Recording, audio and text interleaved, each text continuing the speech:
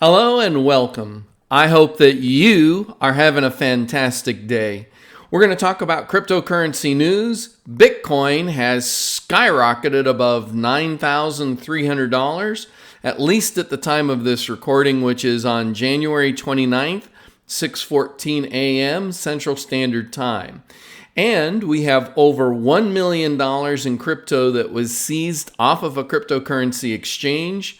And crypto lending is doing it without banks. Woohoo! All right, so let's get into it. Our Cat Blue is reaching out to new subscribers. Will you help Blue by subscribing?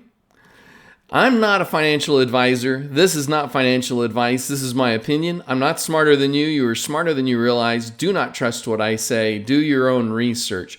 And we're going to help you to do your own research because all of the articles in today's video will be listed below in the comments section of the video. So if you want, click on the link to go to the YouTube video, go down below to where the description is for the video, and you'll see all the links to all of the articles described in this video. So crypto markets on the verge of a parabolic breakout as Bitcoin sets fresh 2020 highs.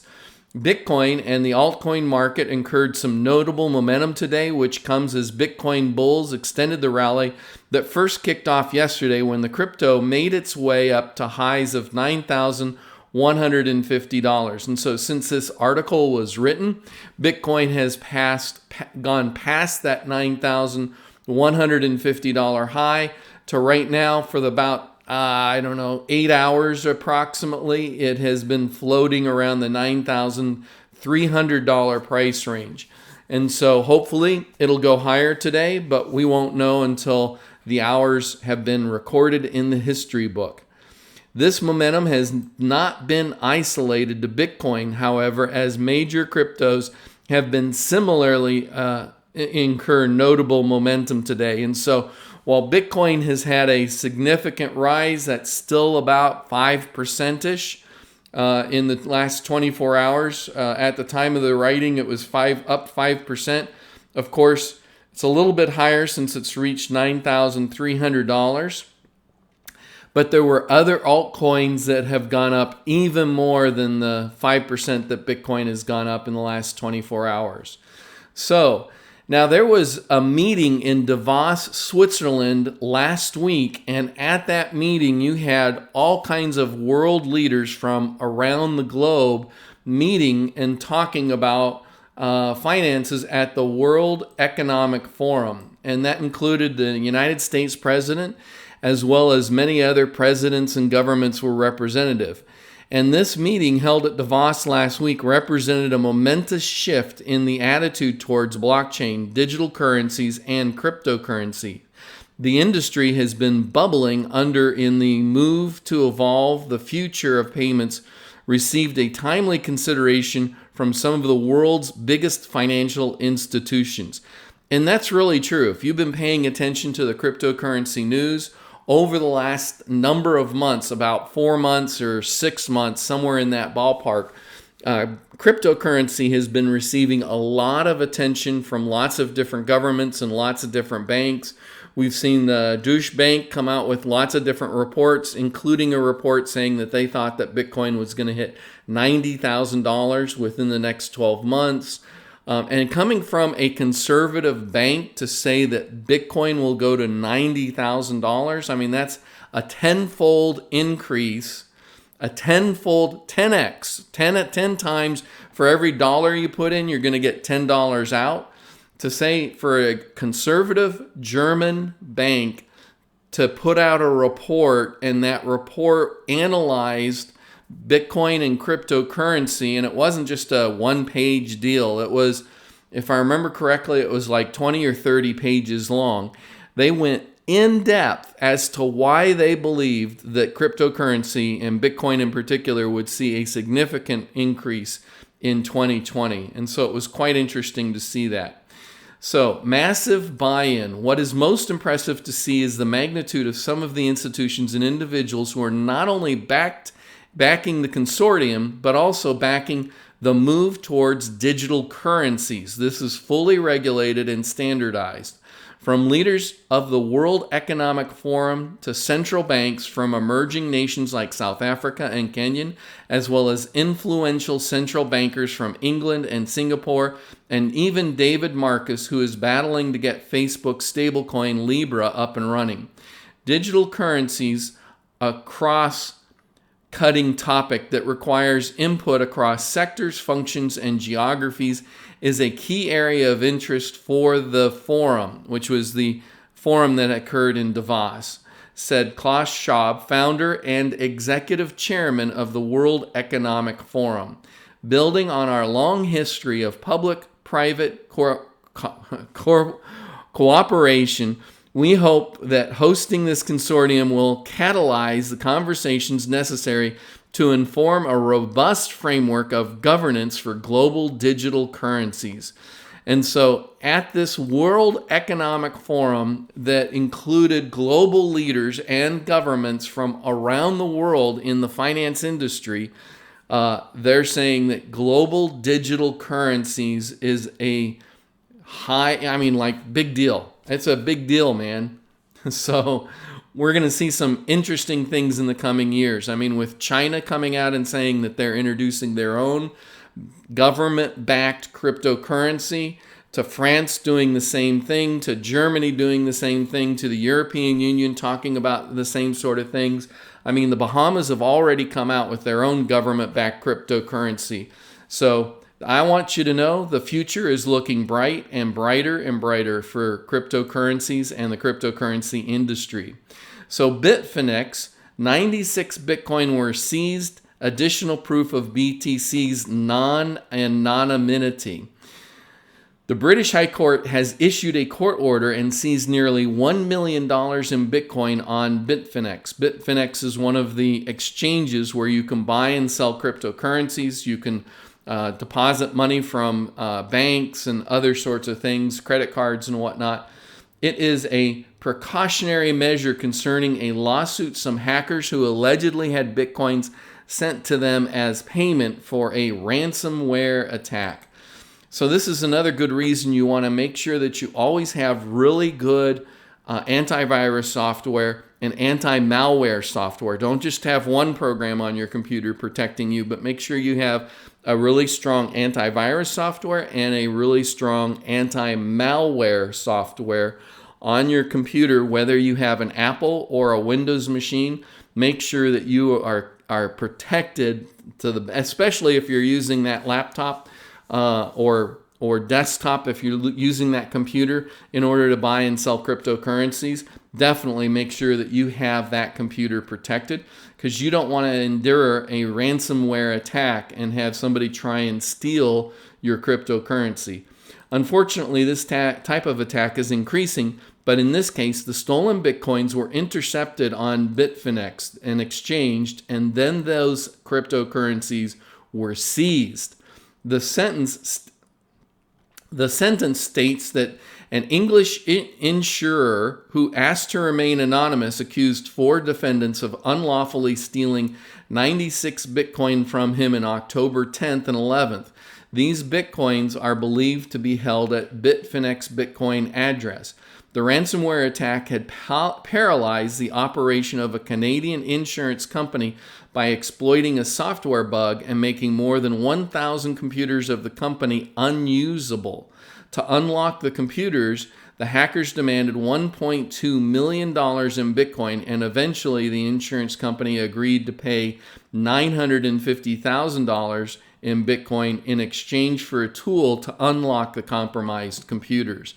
And so one of the things that people need to understand, and they had in this article, it talks about how they used a company called Chain Analysis to track down the cryptocurrency and follow the thieves, and find out that they had actually deposited all of the Bitcoin paid in ransom on the Bitfinex cryptocurrency exchange. And so people talk about how Bitcoin is used by criminals. Well, that's about the dumbest thing you can do. And the reason why is because every time you transfer money on Bitcoin from one account to another account, there is a permanent, uneditable, unremovable record of that transaction. And so it's very easy for them to have tracked this it's actually $950,000 in Bitcoin that was sent to the blackmailers, and then to track it from the blackmailers as they transferred it onto Bitfinex in order to cash it out. And so all of that is public knowledge. If you go and get any person's Bitcoin address, you can look up that address and see all of the incoming transactions and all of the outgoing transactions into that address. And these aren't the first guys that have been criminally prosecuted, but as I was watching a couple of different videos that interviewed people in the law enforcement community, they were talking about, hey, we love it when thieves and criminals are using Bitcoin, because we can trace every transaction. We can find out who started it and where it eventually went. And so, they talk about one of the ways to solve crimes is to follow the money. Well, if you're trying to follow cash, that's hard to do. It can be done, but it's harder to do unless it's being transferred through banks and whatnot. But if you're trying to follow cryptocurrency, very easy to do, because you have an unchangeable public record of those transactions. And so just another good example of the power of cryptocurrency. So Bakkt saw a 1,600% improvement or increase in Bitcoins delivered this month. So what are we really talking about here? If you're familiar with the Bakkt exchange, this is a cryptocurrency exchange that was set up by the company that owns the New York Stock Exchange, by Microsoft and Starbucks. All three companies came together, built the Bakkt exchange. It was launched September 24th, 2019. And now the exchange is announcing that they've seen a 1,600% increase in the amount of cryptocurrency actually being physically delivered. And it was this physical delivery that excited Bitcoiners, since the more Bitcoin that was being used and traded on the exchange would increase the demand for Bitcoin. This is unlike cash-settled Bitcoin futures where payments are made in cash. And so there were a number of contracts that expired this month just recently, and those contracts required a Bitcoin to be transferred to different entities' Bakkt accounts, and it's showing a 1,600% increase compared to December at this time. So that's also great news. Crypto lending crowned the industry's most profitable sector. And so when it comes to cryptocurrency, there's lots of different sectors in the cryptocurrency industry. Lending crypto assets has been one of the most explosive subsectors of the cryptocurrency industry since the market downturn of December 2017. We have seen huge growth among lending platforms which lend fiat to borrowers who use crypto assets as collateral. Crypto asset lending has been a subsector of the overall cryptocurrency market, which has been quietly growing in the shadows for the last few years. Initially, the crypto asset lending industry began with centralized lending services such as Celsius Network and BlockFi, which did garner attention from their initial success. To date, Celsius Network has reported over $4 billion in U.S. loans. Now imagine that. This entity is not a bank. They're not a financial institution. You're talking about a cryptocurrency token, and that particular cryptocurrency token and the smart contracts that back it have been used to generate over $4 billion in loans. Pretty significant for something that's fairly brand new. You know, that's like having a bank that's less than 2 or 3 years old, and that particular branch has done $4 billion in loans. That's significant. The other thing that's significant about this is that the vast majority of these loans are small dollar amounts. They're not $100 or $1 million, $100 million or even $1 million loans. Most of these loans are under $100, under $1,000. They're typically smaller dollar amounts. And so for them to have reached $4 billion, that means that they've been able to set up a lot of loans. However, the hype and attention surrounding decentralized finance and the growth of several major lending platforms under the DeFi umbrella on the Ethereum blockchain has recently shined a lot more light on one of the crypto industry's best kept secrets. Well, it's a best kept secret not because people haven't been promoting it or talking about it, but it's a best kept secret only because of how few people in the world are aware of it. And so, because the companies that are definitely running these different cryptocurrencies for decentralized finance, they have been making as much public and promotional noise as they possibly could. So the success of DeFi can be ascribed to a number of different reasons, but record low interest rates for savers in traditional banks and financial institutions has been a major factor.